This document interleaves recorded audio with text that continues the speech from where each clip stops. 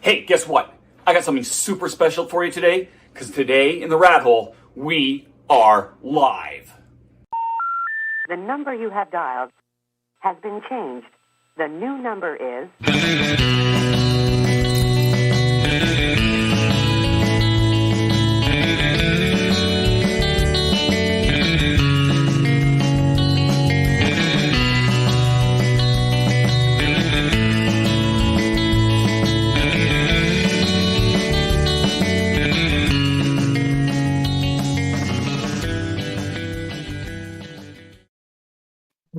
Hey, what's up, Internet? Paparazzo Dave Chapman here, and we are live again today. Today I got something extra special. I've got Lue Nuwame, and hello. How you doing? I'm doing great. How are you, sir? I'm feeling great. Just enjoying every new day that comes along. That's a great way. And that's all we can do right now, right? Exactly. You got to find the joy in all this madness that's happening. Exactly. So just for everybody who's tuning in, we are live on Facebook on TheRatHole.ca as well as Geekorama.net's Facebook page. So thank you to them for helping us out and tuning in on there, as well as the Rat Hole's YouTube channel. If you type in your questions, comments on any of those locations, we'll be able to see them and maybe even say hello back. I'm just trying to see if and I got nothing in there. I had pinned comments and they are still not showing up. That's not ideal. Oh, look, the joy of technology. We're live on YouTube. So why don't we start with some game stuff? Because you do a lot of different things. So let's start with some of your gaming stuff. Throughout this whole pandemic and lockdown, you've had kind of a fun little concept here going up against your daughter. So why don't you tell us a little bit about the Big Sunny Board Game Challenge? Yeah, so that came about like every parent out there knows when this pandemic first started. You have kids at home who are bored out of their minds and you don't want them rotting their brains on just the internet and YouTube and TV all the time. And so I've always had in the back of my mind this idea of like making a gigantic board game. And I thought, hey, why not? I have the time now. So what I did, and I actually have some samples here, I made these massive octagon playing spaces, each space telling a player what to do. And I made enough of these, and of course they're made purely out of cardboard. And I made enough of these to fill up the whole ground level of the house, the kitchen, the living room, the hallway. And yeah, we just had tournaments and I put them on my Homemade Game Guru YouTube channel. And I even got people involved. So if people commented on the how-to, because I showed how I made the whole thing through the whole process. And if people left a comment on each video, I'll do a draw, and then the two names that would be linked to myself and my daughter, and whoever wins the tournament, I would give them a prize. So it went very well, got a lot of media attention for it, and she enjoyed it until she got bored of it and moved on to the next thing. Yeah, kids do that. But eventually we'll be able to do this, and you can bring it back and do it, because you were thinking you were going to do that somewhere bigger than just your home at one point. Right? Yeah, I want to do full-on tournaments. Like I even got some businesses, like here's Big Country Comics. They got involved in this. And so I even had some businesses interested in the concept. And yeah, I want to have bigger tournaments, because when it's father versus daughter, you know, she did win the tournament, but I was very lax on certain things to, you know, give her an equal shot at winning. But, you know, when you have adults and more competition and more head-to-head, that's what I want to do. And I was really hoping that we're going to get to that point. But then, you know, cases start going up again. So who knows? But maybe 2021. Who knows? Who knows? Yeah, exactly. We just take everything as you said, day by day. Exactly. You've got another game going on. You got a horror game going on right now that you're kind of in the process of building. Tell me about that one. Yeah. Once I just trying to figure out what to do, what to work on, because this is how mine works. I have to create the next thing after the next thing. And so I there's some great horror conventions I've been to, like Shock Stock in London and Frightmare in the Falls in Niagara Falls, and I love horror conventions. I love the genre. And so I thought of, you know what? My channel, Homie and Game Guru, started with me making board games way back in 2008, 2009. And I haven't made board games in years. So I thought, you know what? Let's make a board game from scratch. I'm just going to, no preconceived ideas. I'm just going to keep on making it and adding to it and see what happens and post them in YouTube videos. And it did well enough that it got me a feature in Rue Morgue magazine. And I'm hoping by Halloween this year to actually have it done. And just an interactive, everyone trying to screw over each other, trying to escape the clutches of Satan. So it's based off my comic book, Enter the World of Mephistopheles. I sell one of my self-published comic books about the devil. And so, you know, I went to the Catholic school system when I was younger, so I have a fascination. And yeah, you're just trying to escape the devil. And in order to escape the devil makes you do crazy things to your opponents and choose to do it or not in order to get escape hell. That's the basic gist. Nice. And the one I saw at least had that particular devil as the background, at the back of the game. Is it not that artwork? Yeah. Yeah. This is my, like, I don't like to draw and I can't really draw as well. That's why I work with great artists. But this is my artwork, so I just borrowed my own artwork from when I was a teenager to make the game. Makes sense. And then we have there's one other game that I want to talk about before we talk about your Kickstarter, which is okay. Really cool Kickstarter. Yeah. All sorts of watch your videos on, see how it went. Okay. You kind of broke up there for a while, so I wasn't sure. Oh, sorry about that. Just tell me a little bit about that game and how that came about. Oh, yeah. So it's too big to take out, but back when I was a teenager, a little bit of context, I was going through a horrible depression at the time. And so I used creativity as my antidepressant. So for no reason whatsoever, I made a giant board game to resemble a city, because I'm also a big video game fan and grew up with video games in the 80s and 90s. So I incorporated video games into a giant 3D board game. And it became Super Powerful Bonanza based on my own superheroes. And then it just collected dust for years. And I can't remember what year I came out with the game. I think maybe 2011 or 2016. But I was looking at the game when I was going through my storage. And I was like, you know, I got to do something with this. So it was an Indiegogo campaign. And I also made some YouTube videos for it. And the response was very good. And I made a more streamlined, newer version of the game and offered it as an Indiegogo campaign. The campaign did well. It failed its goal, but it still did well enough that I made the game. But ultimately, I stopped making it because it was too much work. It was beautiful, and people loved the aesthetics of it. But for me, I realized as I'm trying to mass produce 20 of these games, it was just too intense for me to do it all. Yeah. So after I got everyone's games out there, I just stopped. And also with the rules, because I do everything myself, I created the rules, I test played it with friends. But you realize when you test play with friends, your friends are going to kind of spare your feelings. They're not going to be as brutally honest as you want them to be. So when people got the games, they start playing it and they realize it plays well, but there's certain things that cause hindrances. So realize I still have a lot more fine tuning to do with it, but it's something that I'm not forgetting about. It's just maybe down the line when my business grows enough and I have more staff that could help me with it, I could relaunch it and maybe, you know, get away from the handmade aspect of that game and, you know, do something more with it. But actually, because you brought up wanting to talk about it, this is like one of the original boxes I designed for it, showing some of the superheroes. Not a small box. Yeah.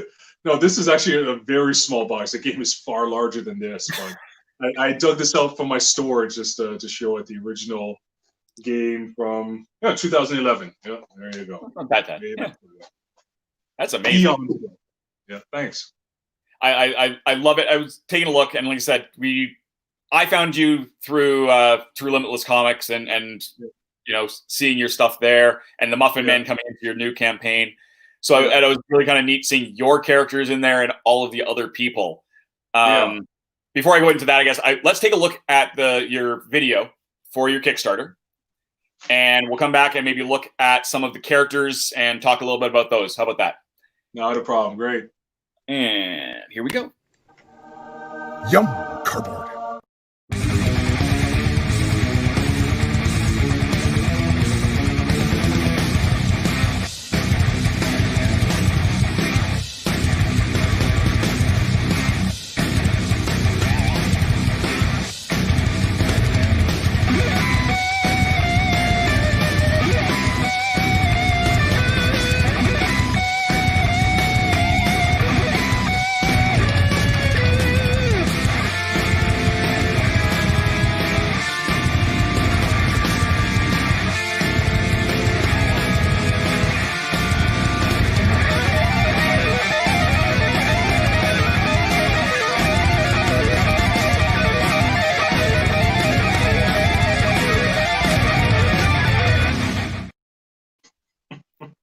Oh, I got me on there.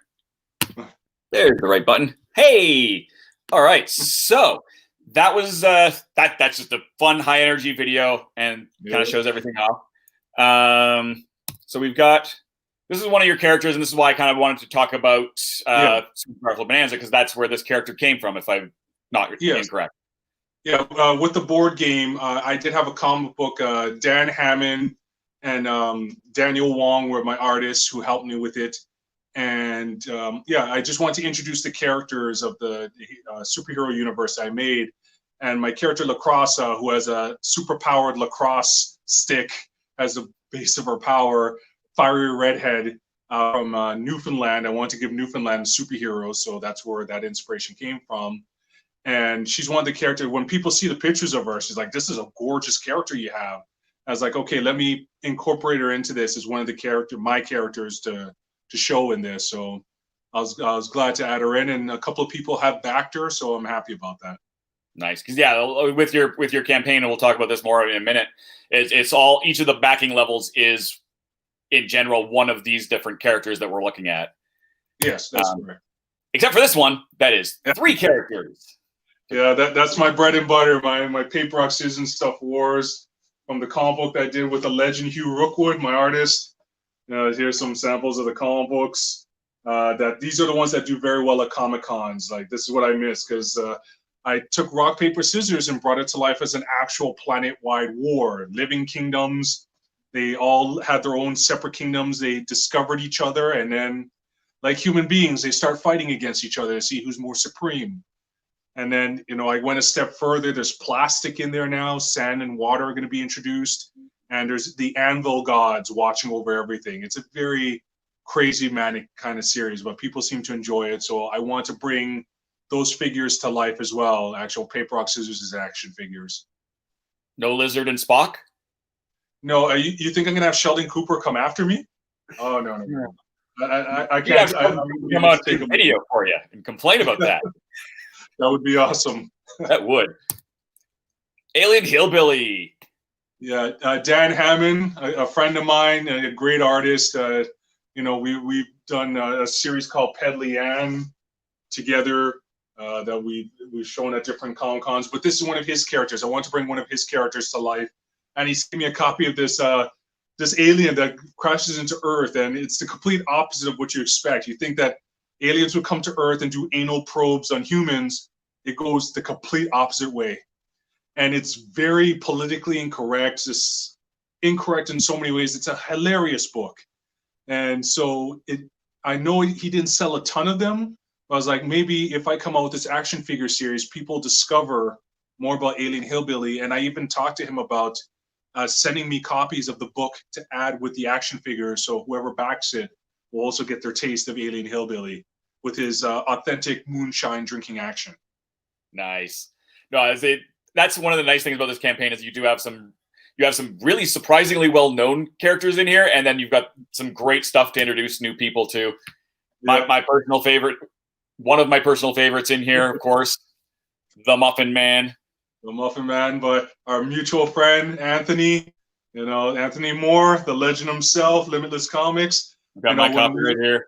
Yeah, exactly. I got my copies, and then when I saw Muffin Man, originally I wanted to do Thirst and Muffin Man, but we decided, okay, let's just go with one. So, and this is the 13-incher. Most of my characters are smaller.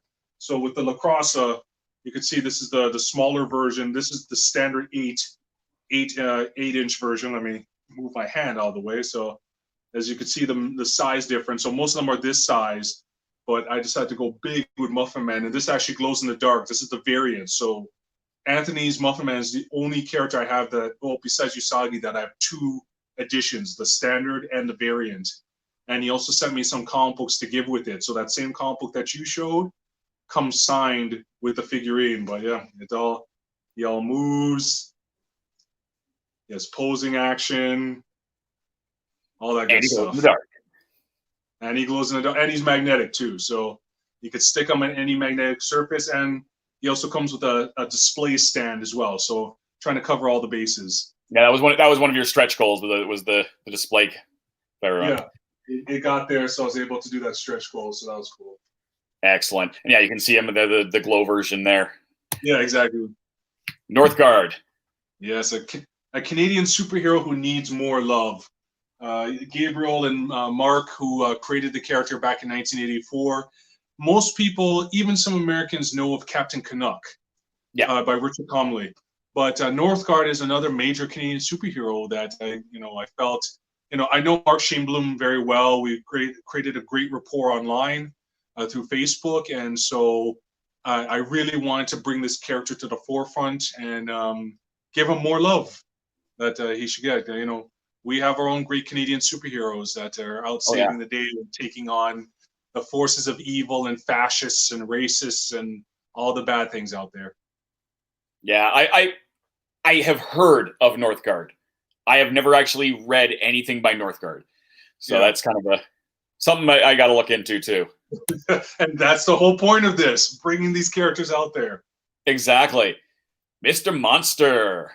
Oh yeah, by the legend Michael T. Gilbert. And I met him at Fan Expo, got along great. I gave him a copy of Paper Rock Scissors. We got in touch after that. I'm a Mr. Monster fan. It's like, especially the original stories are just so crazy and out there.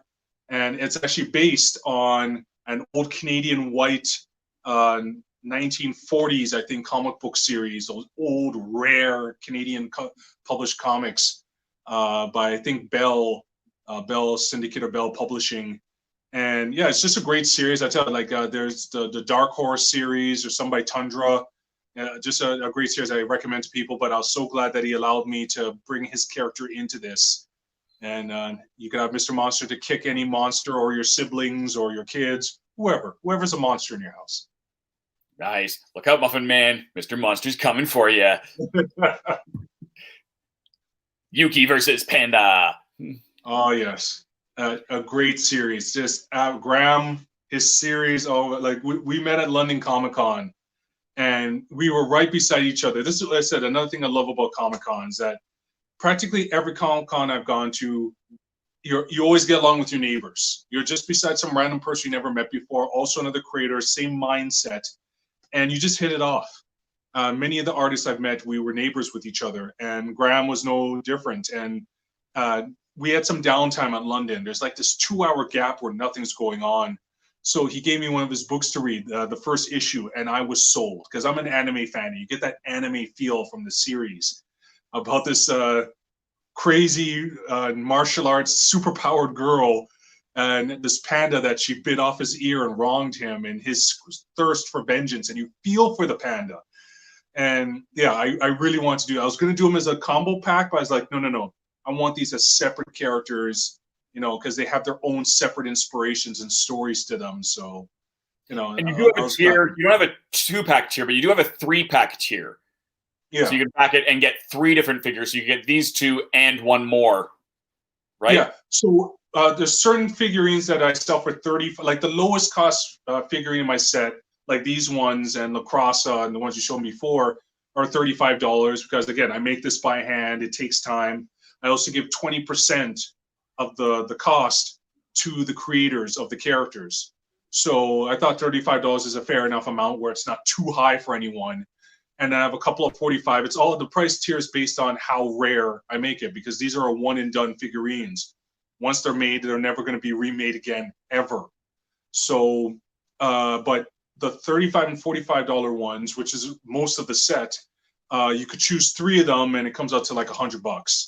So I think I shaved like $5 to $10 off them together to give a discount. But yeah, you could choose any of the $35 ones or the $45 ones. With, I think, out of the 16, 10 of them fall under that price point. So, and so it gives you. We do have, Geekorama's American based. We have potentially a lot of American and international viewers. That is Canadian dollars, not US dollars.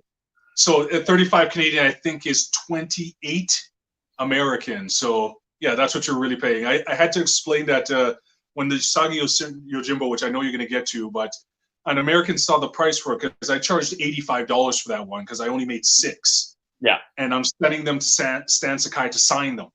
So he saw the price and he's like, oh, 85. And I go, no, actually it's $70. He goes, what do you mean 70? It's like, that's 85. That's 85 Canadian. You're in Texas. It's less for you. But by the time he realized that and got my message, they all sold out. Upside downside, sold out. That's a good problem to have. But exactly, it is. Not complaining. Hopefully he looks around and sees something else he wants. Exactly. That's what I hope. But he was a hardcore Usagi fan, so yeah. But it happens. Opportunity knocks. You either grab it or you let it go. And here's one. I remember Zen from growing up. I don't remember much. I know I had a few of the early runs. Zen Intergalactic Ninja. Oh yeah.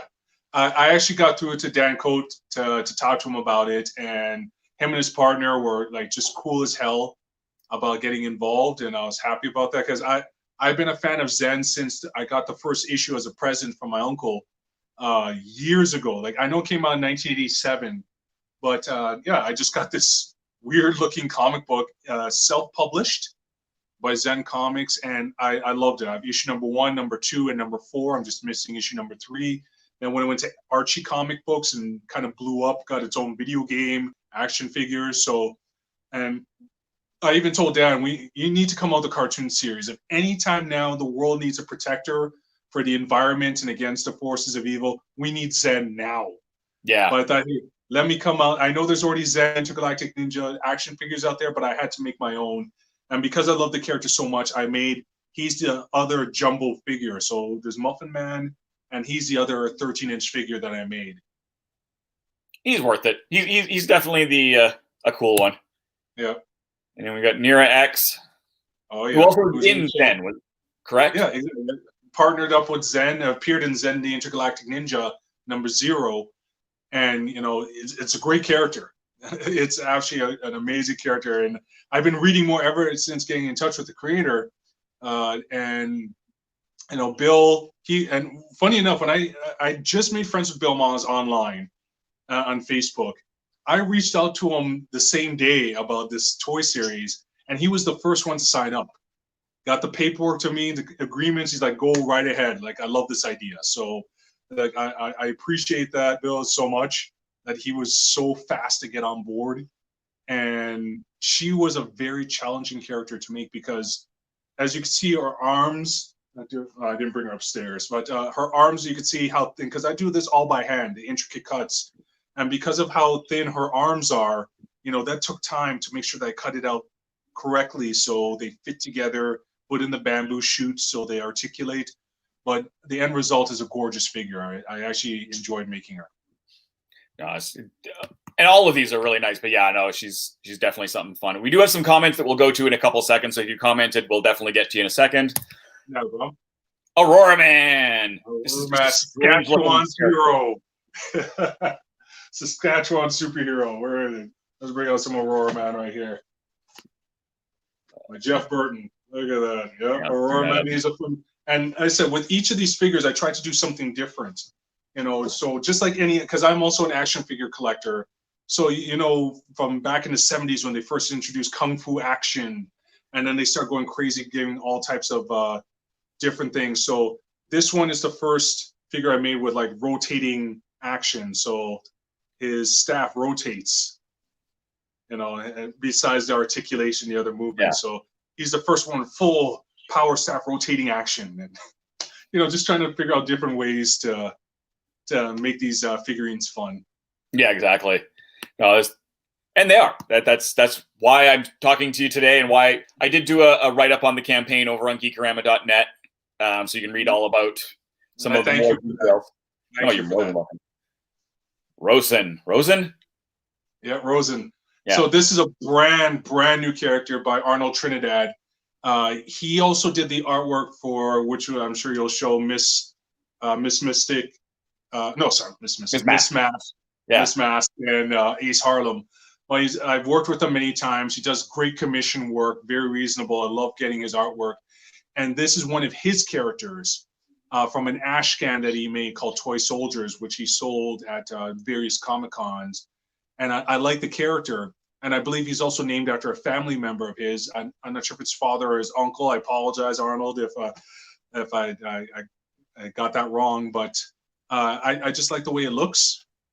And so I just decided, you know what, let's do it. Sure. Or the Great White of the Great White North. Oh, yeah. He was a later addition. So the creators, they came to me on Facebook, because I guess they saw all this and we connected, and they were gung-ho to get this figurine in, and I was glad to have it. And now I wanted to get it done in time for you, but unfortunately I haven't, where he is the most challenging yet, because he transforms from a human to a powerful entity with a lion head.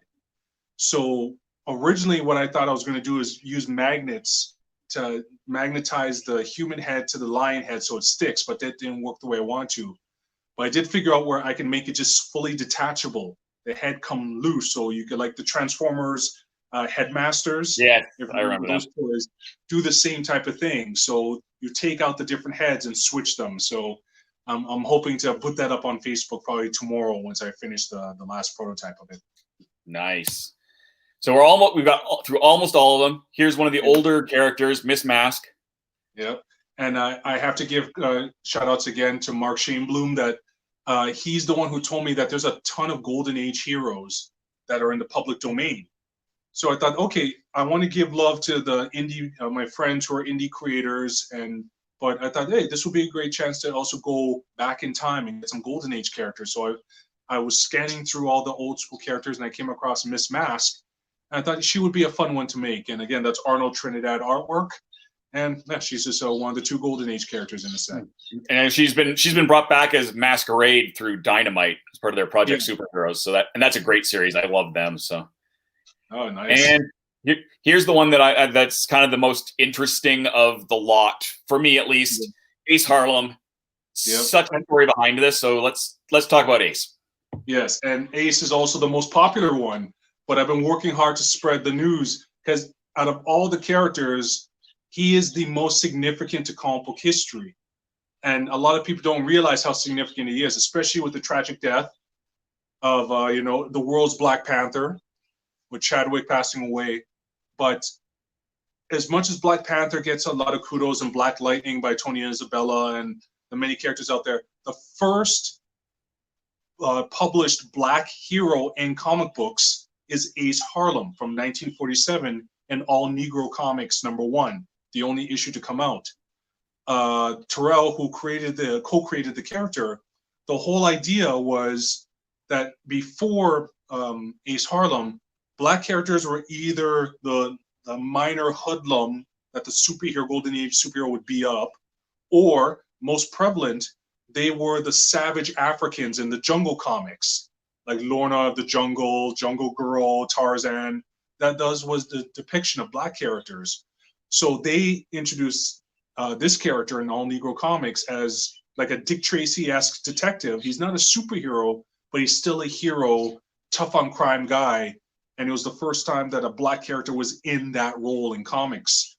And he's been forgotten throughout time. I know a couple of people have tried. I think Tony Isabella told me he wanted to try to reboot the character, but it fell through. But I thought this was my opportunity to bring this character to the forefront and let people know that, hey, for all the Black Panthers and Steel and all the like Static Shock and all the great black characters that we have today. It really started with this guy. Definitely.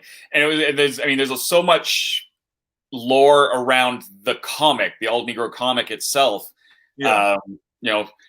Obviously never been proven, but the reason, or the most commonly told reason that there was no issue 2 is that at the time they couldn't, they were blacklisted. They could not purchase things like the newsprint to be able to publish it, a second issue. It's not the rumor. That is actually what happened. Like I didn't just Wikipedia. I did some deep research, like because I found this fascinating. And yes, there's no definitive number on how many issues were actually published of the first book, but it did well enough that the publisher wanted to do a second issue. They already had the stories written, but they could not get the paper or the materials they needed because, publishing comic books was a white person's game. And here you have this independent, black-owned and controlled comic book creating these beautiful, because Ace Harlem is only one story in the book. He's the first story, but there was other characters as well, and depicting positives. I think there was a character called Lion Man who technically, I guess, would also be the first black superhero, but I did Ace Harlem because he's the first story in the book. But yeah, they faced discrimination, and pretty much it fell through. He couldn't publish anymore, which is unfortunate. It really is. If you were lucky to have one of those books, you could pretty much refinance your house. Yeah. No, I kind of said it again when I previewed this. He should have been to the segregated America what Chadwick Boseman's Black Panther is to modern black youth right now. So exactly. It's fascinating to kind of dig into his history, and I'm thrilled that you have him in there because it's just it's great. And of course, the last one I kept him last because you're not going to get a hold of him is Usagi Yojimbo. You know what? A lot of people have asked me, and I know we've mentioned this before, like, how in the world did I get Stan Sakai to give me permission to do this? And Usagi Yojimbo was a last-minute decision. That I wanted this, of course, to be primarily about indie comic books, but I still consider there's a little bit of argument. Some of my friends consider Usagi mainstream. I still consider him an indie character. Mainstream to me is Marvel, DC, Image. That's mainstream. But Usagi Yojimbo, like, he's been, of course, most people know him affiliated with the Teenage Mutant Ninja Turtles, but I've been a fan since the get-go. He's just an amazing character. And when I met Stan Sakai, I've told so many people, he's one of the friendliest people you'll ever meet at a comic book convention. Yeah. Kevin Eastman's up there too. Many guys, Tom McFarlane too. But when I went to Fan Expo and I met Stan Sakai, a whole bunch of us, he was the first person I went with. All the talent was there. First person I went to. And he was talking up a storm with all of us, sharing stories, showing pictures on his phone about, his projects and hanging out with this person. It was great. And I gave him a poster of Usagi Yojimbo, one of my 3D glow-in-the-dark posters, which he liked. And I really appreciated that.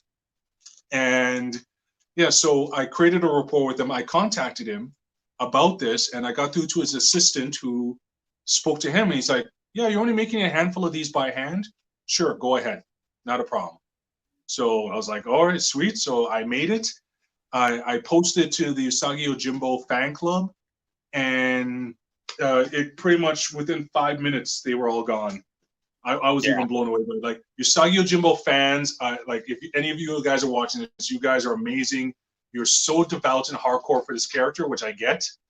And yeah, 5 minutes, that's all it took for all of them to be gone. And then I made a glow-in-the-dark version, and then I posted that. I only made 4 of them. Again, 5 minutes, it was gone. Yeah, no, it's such.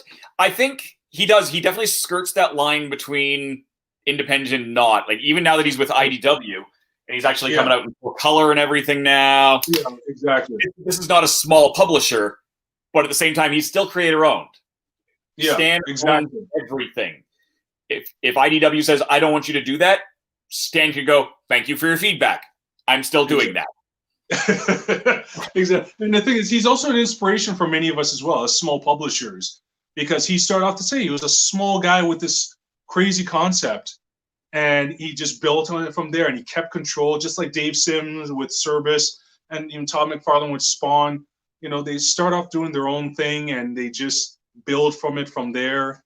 And, you know, I take that as inspiration for me, that I would love to see rock, paper, scissors reach that kind of height and all that. So I said it was an honor to have this part of this. I'm actually making it to ship to him later this week, because I'm crossing my fingers that he'll sign.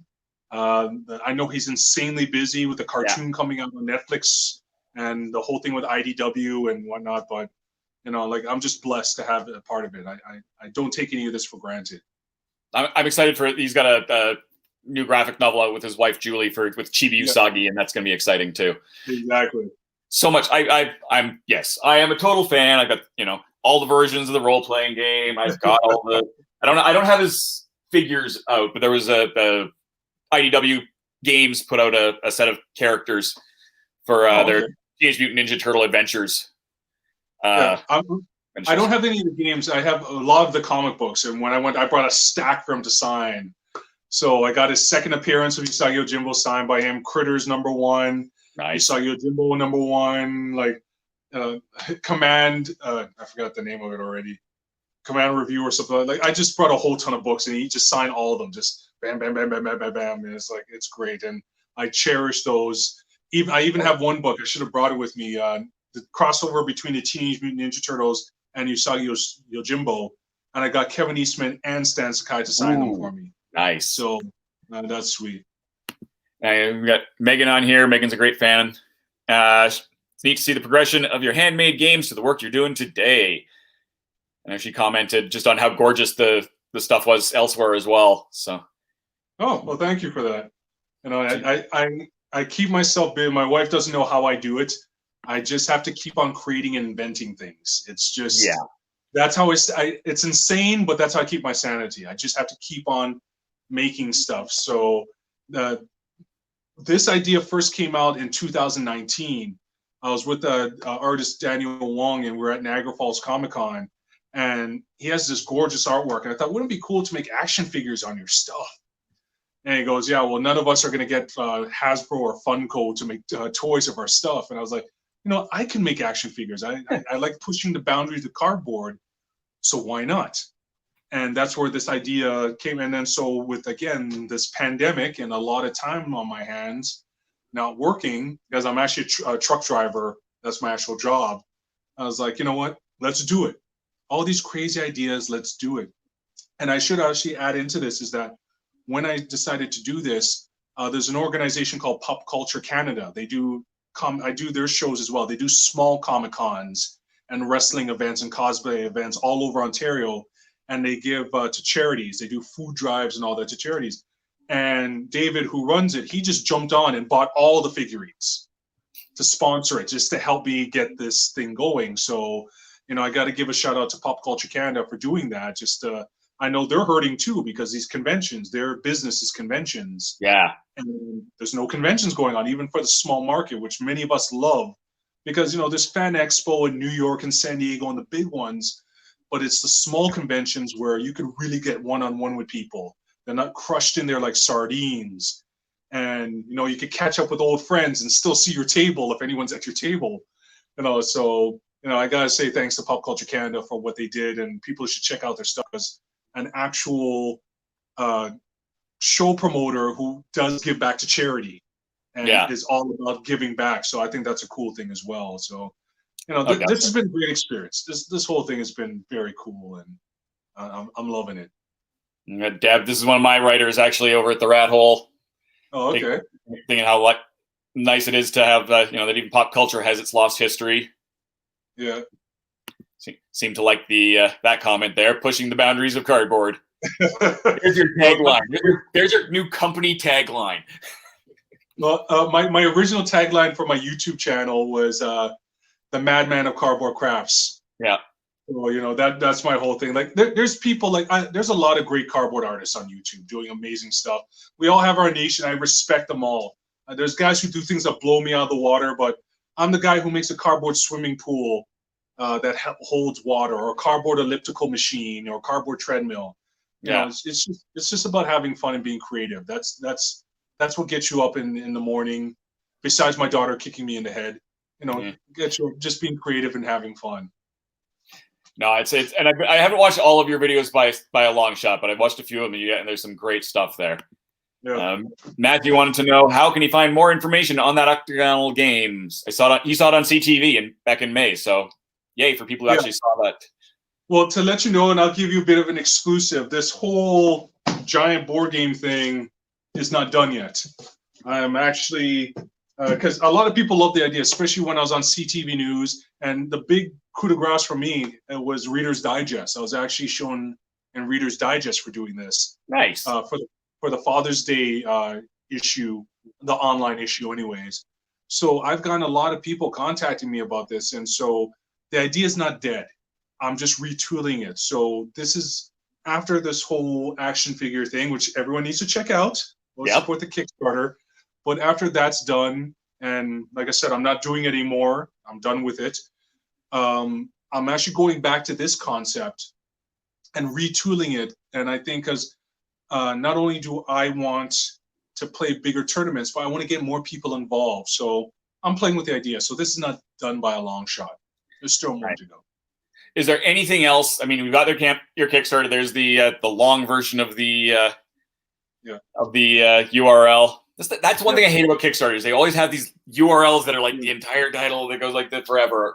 You can't. The main thing I tell people to look for is Ultimate Articulated Cardboard Action Cutouts, which is a stupidly long title in itself. I should have rethought that when I did, but that is the actual title of the thing. So if you type that, or even easier, my company is Zelpha Comics. So if you put Zelpha, which is Zelpha, Zelpha Kickstarter, you'll find my Kickstarter page. That's the easiest way. Zelpha Kickstarter. And I think the first or second one that'll pop up on Google is my campaign. And then you could see it there. And I said, this is a one and done campaign. That is it. Like, I've already had a couple of people ask me, like, well, after this campaign's over, can I still buy off of you? And I was like, no. My agreement with there's a contract that I signed with all these creators. And once this campaign is over, that is it.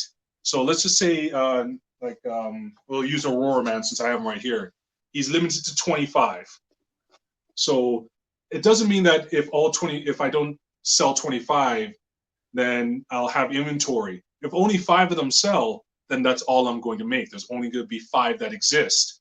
I make one for the creators. So if there's 2 creators, each one gets one, and I keep one for myself, and that is it. Right. So if you like what you see, and many of these are the first ever action figures of most of these characters. So like I said, with Muffin Man, I told Anthony's people, this is the first ever Muffin Man action figure. We know Muffin Man is going to be huge in the future. So this is history. And it comes signed. That's a big thing. The creators sign these as well. So I sign them, and the character's creator signs them. So you're getting a piece of history. You're getting handmade art, which I hope you like. Never to be reproduced ever again. Signed by the creator and me. So I think that's decent for $35. Yeah, I definitely agree. And like I said, you can read more about your campaign on geekorama.net. Last week's Kickstarter spotlight there. I'll probably share it through the Rat Hole here in the next few days as well. What have you got there? You got something else there? Yeah. This is years ago for my YouTube. I decided let me do my first DIY guide. So I made a book called The Cardboard Bible. I self-published it myself. It's full color, and it shows you how to make my brand of insane craft. So that's the cardboard treadmill. So I'll show you how to make your own cardboard treadmill, how to make your own foosball table. I give you the actual templates to spec, so you could actually blow them up according to the dimensions that I give you. This is for a C table. So in this one, I show you how to make your own ab roller, because those ab rolling machines cost like $35. You can make one for like $5, and they'll do the same thing. How to make transforming swords. So for cosplay, a C table, which is something you put beside your couch to just eat off of or whatever. And then my foosball table, and then an actual functioning cardboard treadmill. I've got your YouTube channel up there on the screen there. So, and you have videos of basically all of the stuff that's in there on your channel, right? Yeah. And then I also have a website called Handmade Cardboard Innovations. and that's my comic book company. So this is where I sell my brand of different comic books. So yeah, this is all, and I do this all myself, beyond the artwork from my amazing artists. But I'm a one-man business who does all this. So this is rock paper scissors. Marie Jane works, and I worked on one called Harpy Vardith about this powerful group of Harpy sisters. My horror series, Enter the World of Mephistopheles. So yeah, Megan likes it. You may have made a sale there. That's so freaking cool. Yeah, and I know I have other stuff, but like, yeah, we don't have hours on end. I just keep on making and inventing and writing and all this kind of stuff. It's just what I do. No, it's great stuff. I mean, we're over time, and I don't care because this is a ton of fun. What else is coming? What else is there? Anything else you want to plug? So I will be doing the giant board game. I am going to be doing something with that. I'm hoping to get that horror board game done, and do it as a YouTube video on my Homemade Game Guru channel. Mostly everything I do, I kind of show on my YouTube channel. So if you're interested in what I'm going to do next, just subscribe to the Homemade Game Guru. And like, I'm not as consistent as because YouTube is not a career to me. It never was. It's just a hobby. I'm not one of those people pie in the sky, like I'm going to be a social influencer and make tons of money off YouTube. YouTube has always been just something I do for fun. So there's times where for months I don't come out with anything, and then bam, 5 videos out of nowhere when I get a random idea. So, but my subscribers, at least you'll know when I do come out with something and share one of my MagTap ideas. You've got more subscribers than I have there, so, but then I use YouTube largely as a storage medium more than a landing place. But I mean, if you're watching this, go find the Rat Hole tabletop reviews on YouTube and subscribe, because eventually I can set up like a custom URL, because until you have, I think, 100 subscribers, you're stuck with a god-awful string of letters and numbers. No, go ahead. Go ahead. No, when I started YouTube in like, some people see it like I have 14,000 subscribers, which is nothing. And it's like, I started in 2008. My heyday was 2011 and 2012. That's when I had the most fun on YouTube, where it was just about mass experimentation. My daughter was just born, and my wife was at home, so I had time to just come out with whatever ridiculous idea I wanted to. And I worked at a warehouse at the time, so I had copious amounts of free cardboard to do whatever I wanted with. So that was the big part of it before I moved on to truck driving. But since then, YouTube has just been like a fun thing to do now and then. But I know a lot of people still take it very seriously. And, I do have people who hit me up with advice, and whatever advice I have, I give. You're trying to grow. I had no idea. It's been so long. I don't even remember what the threshold was about trying to get. And it's always changing too, right? Yeah. And so Deb's got someone who builds a cardboard adventures for his hamsters. Well, my wife wants me to make something for our bird. We got our little bird, Budgie Snowy, which I don't think she likes me very much. But they wanted me to build like one of those cardboard perch things, and I was like, yeah, no, that'll be something. Or like instead of a bird house, make a cardboard bird mansion. I was like, yeah, that would be fun. Yeah. So Megan has a question. She's looking at your book on Amazon as we speak. Is there a better place that people can get that book where you will get more of the proceeds without Amazon getting their cut? Unfortunately, I did it purely through Amazon because it's full color. Yeah. If it was like a black and white novel, then that would be a bit different because that's not as expensive. But because it's 112 pages of full color, the amount I would have to print for it to make sense for me, I just wasn't willing to take the chance. So I used their print-on-demand services. So Amazon takes care of everything. Right. And I don't mind that. I don't mind Amazon taking their cut. They're providing that service to me. So yeah, they take a lion's share of it, but they're doing the lion's share of the production of it. So I just appreciate if anyone gets a copy. I think that's cool. So it is my best-selling book. I know I've sold over, I think, 250 to 300 copies, which isn't a bestseller by any stretch, but still, like, I'm happy that some people like it. So yeah, exactly. No, I But thank you again for coming out and talking to me today. Not a problem. I appreciate it. Yeah, this has been a blast, and I, you know, it looks like a few people have watched and learned a little bit. So, you know, that's as much as anything the good stuff. Yeah, exactly. Thank you again, and I do want to have a few other thanks here myself. So obviously, again, thank you, Lou, for coming out. Thank you to the Calgary Clown Society, who give me access to their StreamYard software. That is what I'm using right now to broadcast all of this out there. Thank you to Geekorama.net, who are co-broadcasting this over on their Facebook page. Again, you can read all about this campaign at their site or on Twitter, Facebook, all of the social medias, Geekorama.net. There's also a review of Muffin Man #1 up there somewhere. Not too far back, because that's a fairly new comic as well. Thank you as well to the 427s, who graciously allow me to use their music at the beginning and end of all of these videos. Definitely, if you're not busy on Saturday, check out, there's one more show of the Calgary Clown Society's Telethon-a-thon, a fake fundraiser in support of future fake fundraisers.